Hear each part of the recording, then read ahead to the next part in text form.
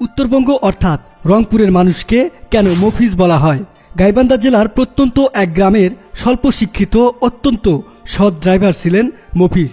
তার শেষ জীবনের সঞ্চয় এবং বাবার দেয়া সামান্য জমি বিক্রি করে ঢাকা রুটের একটা পুরাতন বাস ক্রয় করে ঢাকা গাইবান্ধা রুটে বাসটি চালু করলেন। গরিব দরদি মফিজ সাহেব দিনমজুর লোকদের স্বল্প ভাড়ায় ঢাকা নিয়ে যেতেন। একসময় বয়সের ভারে সেই মফিজ সাহেব অন্য ড্রাইভার দিয়ে তার বাসটি চালনা শুরু করলেন। কিন্তু দিনমজুর শ্রেণীর লোকেরা ভাড়া সাশ্রয়ের জন্য তার বাড়িতে ধর্ণা দেওয়া শুরু করলো। তাদের উপকারের জন্য সাদা কাগজে মফিজ লিখে সুপারভাইজারকে দিতে বলতেন এবং বাসের ছাদে নামমাত্র ভাড়ায় ঢাকা যাতায়াতের সুবিধা করে দেওয়ার ব্যবস্থা করতেন। বাসের সুপারভাইজার মফিজ স্বাক্ষরযুক্ত কাগজ সংগ্রহ করে কম ভাড়া আদায় করতেন। তাই বাসের ছাদে উচ্চস্বরে সুপারভাইজার বলতেন, কয়জন মফিজ আছো ছাদে, অর্থাৎ কয়টা মফিজের স্লিপ আছে। আর এভাবে গরিব উপকারী বন্ধু মফিজ শব্দটি চালু হয়। আজ আমরা ঠাট্টা করে অনেকে মফিজ শব্দটি উচ্চারণ করি, কিন্তু বুকে হাত দিয়ে বলুন, মফিজ হওয়ার যোগ্যতা কি আপনার আমার আছে? এখন আসুন মূল কথায়। ভাইবা বোর্ডে 90 ডিগ্রি অ্যাঙ্গেলে ভ্রু কুচকে বলা হয়, ও তোমার বাড়ি উত্তরবঙ্গে, তারপর রেজাল্ট যা হবার তাই হয়। একটা কমন চিত্র। ব্যাপারটা কি সত্যি এরকম?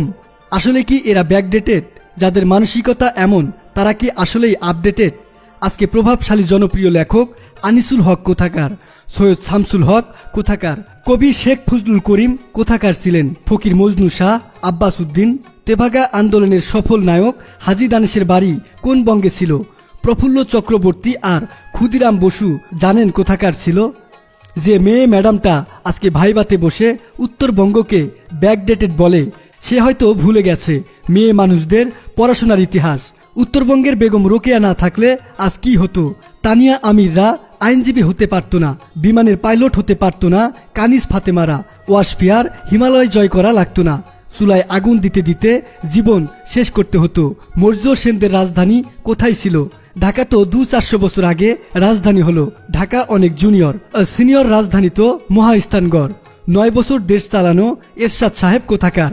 শহীদ রাষ্ট্রপতি জিয়াউর রহমান কোন বঙ্গের? দেশের সংকট সময়ে সাহসী সেনাবাহিনীর প্রধানরা কোন বঙ্গের ছিল? বিখ্যাত সাংবাদিক থেকে স্বাধীন বাংলাদেশের প্রধানমন্ত্রী হয়ে যাওয়া মশিউর রহমানকে আমরা জাদু মিয়া নামে চিনি। তার বাড়িটাও উত্তরবঙ্গের রংপুরে। তাই উত্তরবঙ্গের মানুষকে মফিজ বলার আগে এই কথাগুলো একবার ভেবে দেখবেন। বন্ধুরা, আসুন আমরা সবাই মফিজ হওয়ার জন্য চেষ্টা করি। আজ বিদায় নিচ্ছি। ভিডিওটা শেয়ার করে বর্তমান প্রজন্মের মানুষকে দেখার সুযোগ করে দেবেন। আল্লাহ হাফেজ।